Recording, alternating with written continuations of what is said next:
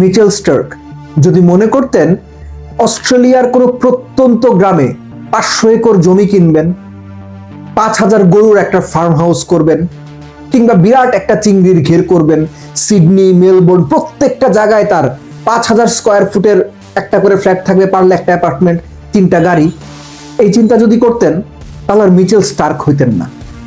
এখনো পর্যন্ত যারা আলোচনাটা শুনতেছেন তাদেরকে বলি, এই আলোচনাটা করা তেতো এবং খুব অপ্রিয় হতে যাচ্ছে। আপনি যদি তেতো কথা সহ্য করতে না পারেন, সহমত ভাই ওই মানসিকতার হন, বাদ দেন, এই আলোচনা আপনার জন্য না। খামোখা আমার এই বকর বকর শুনে এমবি নষ্ট করেন না। যারা তেতো সত্যিটা হজম করতে পারেন, ভেতরে ওই শেলটা নিতে পারেন, এই আলোচনাটা তাদের জন্য। কংগ্রেচুলেশনস মিচেল স্টার্ক, আমার অল টাইম ফেভারিট ওয়াসিম আকরামকে টপকে যাওয়ার জন্য। ডান হাতি পেস বোলার, বাম হাতি pace bowler, X Y Z, ভাই আমার কাছে ওয়াসিম আকরাম পেস বোলিং এ আলটিমেট। এটা আমার নিজের প্রেফারেন্স। আপনি আমার সমালোচনা করতে পারেন, তর্ক করতে পারেন, আমি কোনো সমালোচনা তর্কে যাব না। আমার কাছে পেস বোলিং এ ওয়াসিম আকরাম আলটিমেট। সেই ওয়াসিম আকরামকে টপকে গেলেন মিচেল স্টার্ক 6 উইকেট নিয়ে। অ্যাশেজের দ্বিতীয় টেস্টের ফার্স্ট দিন শেষে আপনি সবশেষ 4টা ইনিংসে যদি হিসেব করেন, এই ভদ্রলোক 4 ইনিংসে 22 উইকেট পেয়েছে, 6টা 7টা 3টা 6টা, 102 টেস্ট, 418 উইকেট, 18 বার 5 উইকেট, 3 বার 10 উইকেট। না, এই নাম্বার কোনোভাবেই টেস্ট প্লেয়ার, টেস্টের পেস বোলার, আমার কাছে greatest ever fast bowler Wasim আকরামকে টপকে যাওয়া মিচেল স্টার্ককে ডেসক্রাইব করতে পারে না। 5% পারে না সংখ্যা। কোথায় পারে জানেন? এই মিচেল স্টার্ক বলে সে মন দিয়ে টেস্ট খেলতে চায়। এই মিচেল স্টার্ক মন দিয়ে টেস্ট খেলে।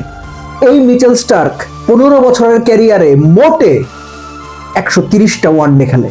ওয়ানডে তো তার উইকেট অ্যারাউন্ড 250, 247, 48, 1000 উইকেট সব মিলে তার ঝুলিতে, 1100 সব মিলে। ওই যে আমাদের দেশে বলা হয় না, অমুক পাণ্ডব 15,000 রান করছে, দেখা যায় 3 ফরম্যাটে, ওই 3টা মিলাই বললাম 1100 উইকেট, হিসেব করে দেখেন। এনিওয়েজ, এই যে টি20 ঝনঝনানি, পয়সা, টাকা, ডলার, পাউন্ড কোথায়? আইপিএলে। শুধুমাত্র টেস্ট খেলার জন্য এই মিচেল স্টার্ক ভদ্রলোক টানা 7-8 বছর আইপিএল খেলেন নাই। অনায়াসে 18 কোটি, 20 কোটি, 15 কোটি, 24 কোটি দাম তো উঠছেই তার। খেলতে পারতেন। ওই যে চিংড়ির ঘের করার চিন্তা করেন নাই। অস্ট্রেলিয়ার কান্ট্রি সাইডে 100 একর জমি, 5000 গরুর ফার্ম করার চিন্তা করেন নাই। মেলবোর্ন, সিডনি, ব্রিসবেন, এই সমস্ত জায়গায় 5000 স্কোয়ার ফুটের ফ্ল্যাট কেনার চিন্তা করেন নাই। চিন্তা করেন নাই একটা প্রাডো থাকবে, একটা পেরাডো থাকার চিন্তা করেন নাই। টেস্টটা খেলতে চাইছেন। কেন খেলতে চাইছে জানেন? এখন থেকে 20 বছর পরেও, 30 বছর পরেও, 50 বছর পরেও মিচেল স্টার্কের নাম উচ্চারণ করবেন। আপনি হয়তো থাকবেন না, আমি হয়তো থাকবো না, কোনো না কোনো প্রজন্ম থাকবে, তারা মিচেল স্টার্কের নাম বলবে। এইখানেই গ্রেট ক্রিকেটার আর পটেনশিয়াল থাকা গড়পড়তা ক্রিকেটারের পার্থক্য। আমাদের দেশে অনেক ক্রিকেটার অনেক পটেনশিয়াল নিয়ে আসে, অনেক সম্ভাবনা নিয়ে আসে। এটার পটেনশিয়াল আর সম্ভাবনা কোথায় হারিয়ে যায় জানেন? ঢাকা শহরের একটা ফ্ল্যাট, বাড়িতে 5 বিঘা জমি, চিংড়ির ঘের, 5000 গরুর ফার্ম, একটা হোটেলের মধ্যে আটকা যায়। হোটেল মানে খাবার হোটেল, ভাতের হোটেল, ভাত মাছ মাংস বিক্রি করবো, সেই হোটেল আটকায় যায়। This is the difference. অনেকেই বলেন টেস্ট ক্রিকেটটাই আসল ক্রিকেট, টেস্ট ক্রিকেটটাই খেলতে চাই। মিচেল স্টার্ক মুখে বলেন, কাজে করে দেখান। এখানেই মিচেল স্টার্কটা গ্রেট হয়ে যান। এখানেই মিচেল স্টার্কটা অন্যদের ছাড়িয়ে যান। যে কারণে মিচেল স্টার্কদের সমালোচনা হয়তো বিভিন্ন আঙ্গিকে আপনি করতে পারবেন, কিন্তু তারা আলোচনায় থাকে, তারা গ্রেটনেসটা স্পর্শ করতে চায়। কত টাকা দরকার হয় বেঁচে থাকার জন্য? ওরা যে লাইফ, যে স্ট্যান্ডার্ড লাইফ লিফট করে, সেই স্ট্যান্ডার্ড লাইফ লিফট করার জন্য অস্ট্রেলিয়ান ক্রিকেট বোর্ড প্লেয়ারদের এনাফ টাকা দেয়। আইপিএল এর পয়সার জন্য নিজের ওই ডিগনিটি ওরা পানিতে মানে ভাসিয়ে দেয় না। আপনি যদি বাংলাদেশের ন্যাশনাল টিমের প্লেয়ারদের কথা বলেন, বাংলাদেশের অর্থনৈতিক অবস্থা, বাংলাদেশের আর্থসামাজিক প্রেক্ষাপট বিবেচনায় আমাদের দেশের ক্রিকেটাররাও প্রচুর টাকা পায় ভাই, প্রচুর। ওই টাকা দিয়ে অনায়াসে একটা standard top level life lead করা সম্ভব। কিন্তু ওই যে আমাদের ম্যাক্সিমাম প্লেয়ার গ্রেটনেস টাচ করার ইচ্ছা নাই এদের। পোটেনশিয়াল হয়তো আছে, অনেক ভালো সম্ভাবনা নিয়ে আসে, কিন্তু গ্রেটনেস টাচ করার ইচ্ছা না থাকা, 30 বছর পরও আমার কথা মানুষ মনে রাখবে, এই চিন্তা না থাকা, আমাদের ক্রিকেটারদের মিচেল স্টার্ক বা ওই ধরনের প্লেয়ার তৈরি করতে পারে না। আমাদের ক্রিকেট সিস্টেমের সমস্যা আছে, অবকাঠামোগত সমস্যা আছে, ক্রিকেট বোর্ডের মেইনটেনেন্সের সমস্যা আছে, ফ্যাসিলিটিসের অভাব আছে, ভালো কোচ, ভালো মাঠ, ভালো ট্রেনার, সবকিছুর অভাব আছে। আমি তারপরও বলছি, আপনার চিন্তাটা, আপনার উদ্দেশ্যটা, আপনার কার্যকলাপ, এগুলো দেখা যায়।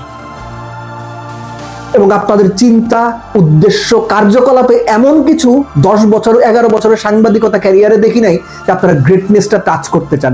একজনকে আমি দেখছি যে গ্রেটনেসটা টাচ করতে চায়, দ্যাট ইজ সাকিব আল হাসান। একটা উদাহরণ দিয়ে শেষ করি।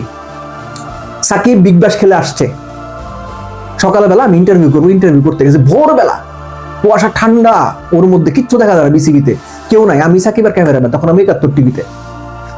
আমার যখন খিদে লাগে, নাস্তা টাস্তা করতে না পারি, বিদেশে গেল, পকেটে হলো যে আমি চকলেট রাখি, ইনস্ট্যান্ট এনার্জি, তো পকেটে চকলেট আমি নিয়ে গেছি। তো সাকিবও নাস্তা করে নাই, তাকে আমি একটা চকলেট দিছি। সাকিব আমার বলছিল, ভাই অন্য কিছু দেন, চকলেট খাবো না। কেন খাবেন না? চকলেট খাই না, ওই যে প্লেয়ার হিসেবে তার যা যা মেইনটেনেন্সের মধ্যে পড়ে, যে ধরনের খাবার, চকলেট তার মধ্যে নাই, চকলেট সে খাবে না। সাকিব হওয়া সহজ না। আমি জাস্ট উদাহরণটা এই জন্য বললাম যে গ্রেট হইতে হইলে অনেক কিছু মিলায় গ্রেট হইতে হয়, ওই ভিশনটা থাকতে হয়। আপনি বাংলাদেশ টিমের এখনকার 3 বছর আগের, আগামীতে 3 বছর পরে আসবে, এইরকম ক্রিকেটার কয়জনকে আপনি দেখেন যার অ্যাপ্রোচ, কথাবার্তার ধরন, নিজেকে মেনটেন করা, সবকিছু দেখে মনে হয় যে এই প্লেয়ারটা অ্যাকচুয়ালি গ্রেট হওয়ার জন্য চেষ্টা করতেছে। অ্যাটলিস্ট একটা প্লেয়ারের নাম কমেন্ট বক্সে দিয়ে যান। এই জন্যই বললাম আমি যে আমাদের দেশের প্লেয়ারদের মধ্যে থেকে গ্রেট ক্রিকেটার আপনি পাবেন এই সম্ভাবনা কম। কারণ কি জানেন?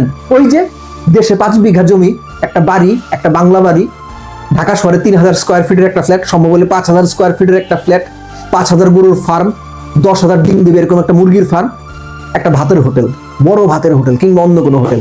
এখানে যখন আপনার চিন্তা আটকে যাবে, ক্রিকেটটা আপনি খেলবেন, দর্শক আপনাকে তালি দেবে, বাংলাদেশকে মাঝে মধ্যে ম্যাচও জেতাবেন আপনি, কিন্তু আপনি কখনো গ্রেট প্লেয়ার হইতে পারবেন না। মিচেল স্টার্কদের টাচ করার জন্য যে মেন্টাল গ্রেটনেস দরকার, আনফরচুনেটলি বাংলাদেশের প্লেয়ারদের ওই মেন্টাল গ্রেটনেসটা নাই। এরা গড়পড়তা ক্রিকেটার হয়ে থাকতে চায়, কেননা গড়পড়তা হিসেবে যতটুকু পাওয়া যায় এতেই তারা সন্তুষ্ট। স্যালুট মিচেল স্টার্ক, আপনার চিন্তা, সেই চিন্তার প্রয়োগ এবং দিনের পর দিন নিজেকে যে এক্সাম্পল হিসেবে সেট করে যাচ্ছেন, সেটার জন্য চলতে থাক, আমরাও দেখতে থাকি এবং দেখার পাশাপাশি পূর্ণিশ করতে থাকি।